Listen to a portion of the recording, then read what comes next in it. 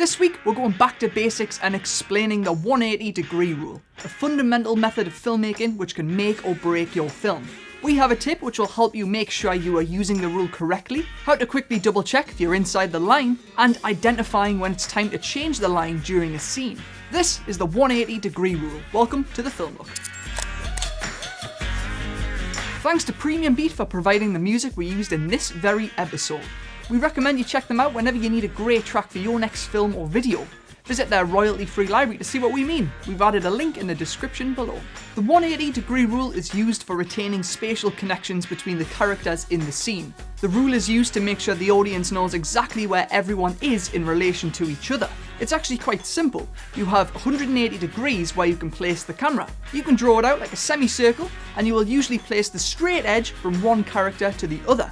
The straight line between these characters is known as the line. When you start shooting a scene, you can choose which side of the line to shoot on. Choosing a side will depend on things like what's more interesting in the background, and if you have limited space on one side of the set. Once you draw out your semicircle, you can place the camera down and shoot from any angle inside this boundary. The easiest set of shots to achieve with two characters is a triad.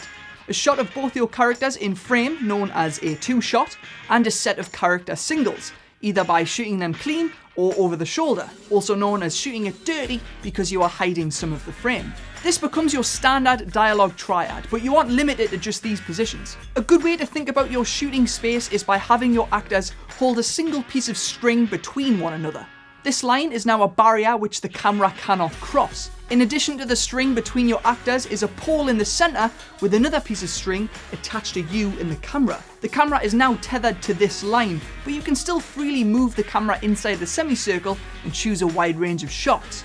Because you have the string attached to the camera, the moment you begin to touch an actor with the string, you're about to step over the line, breaking spatial clarity. The string method is a good way to double check if you're going over the line. So what's this line about anyway?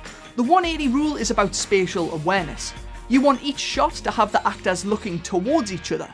So in shot A, the actor is looking to the right of frame, and in shot B, the actor is looking to the left. When cutting between the shots, it looks like they are speaking to each other even if we don't shoot an over the shoulder.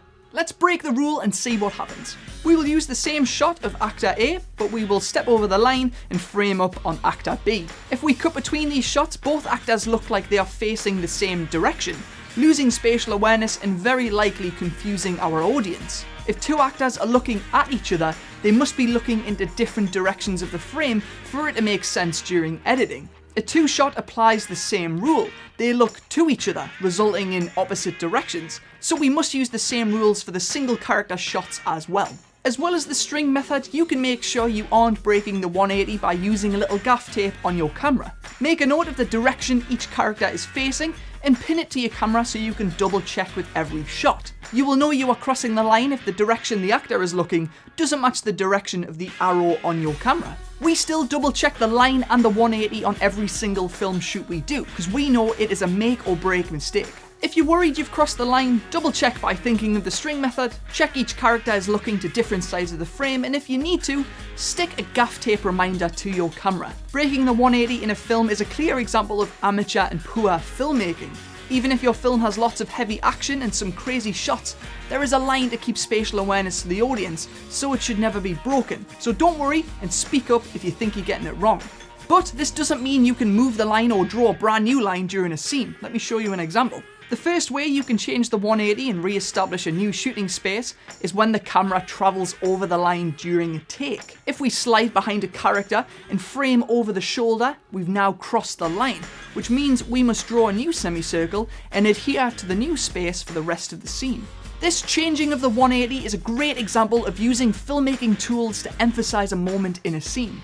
This change of the rule usually happens when something significant happens in a scene, like a change of power dynamic or a big reveal. But what about if your characters are moving around and actually stepping over the line during a shoot? In our film Backstage, the 180 line actually changes 3 times during a single scene. This is because our characters step over the line, so we have to redraw and re-establish spatial awareness of the scene.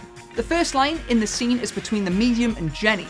We draw a straight line between the both of them and stay in this side of the semicircle.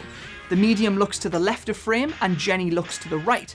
When Jenny leaves, we can draw a new line. The medium is now looking to the right of the frame, technically breaking the rule from earlier in the scene, but by shooting a wider shot, we can show where the character is in the space and establish a new line, retaining spatial awareness. The line is now on the other side, between the medium and the fly swatter. The medium looks to the right of frame and the fly swatter looks to his left. This is actually a funny example because in this part of the scene, the medium and the fly swatter aren't actually making any eye contact because of the cubicle wall between them. But by making sure they both look to opposite sides of the frame, it still retains spatial connectivity between the two characters.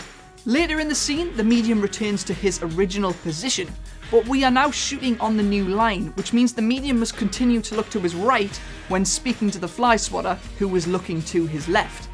When the fly swatter exits the toilet cubicle, we draw a third line. Again, we shoot a wider frame to re-establish the space.